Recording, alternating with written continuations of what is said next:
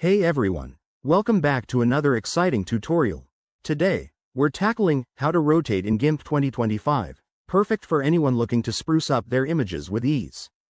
GIMP is that free, powerful photo editor that's a great alternative to pricey software, and with the 2025 updates, rotating has never been simpler. Whether you're straightening a crooked photo or experimenting with angles, let's dive right in.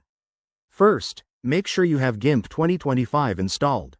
If not, download it from the official website, it's quick and free. Once you're set, open GIMP and load your image by going to File, Open and selecting the file from your computer. Now, here's where the fun begins. Head to the Tools menu and select the Rotate tool.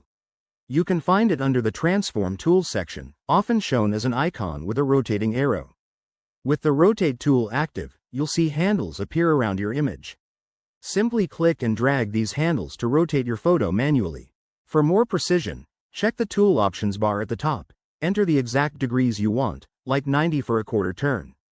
If you're working with multiple layers, ensure the right one is selected in the Layers panel to avoid rotating the wrong element.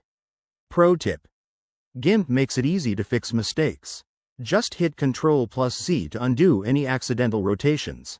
Once you're happy with your changes, save your work by going to File, Export as, and choose your preferred format. And there you have it. Rotating in GIMP 2025 is straightforward and versatile. This skill can really level up your editing game for social media, designs, or personal projects.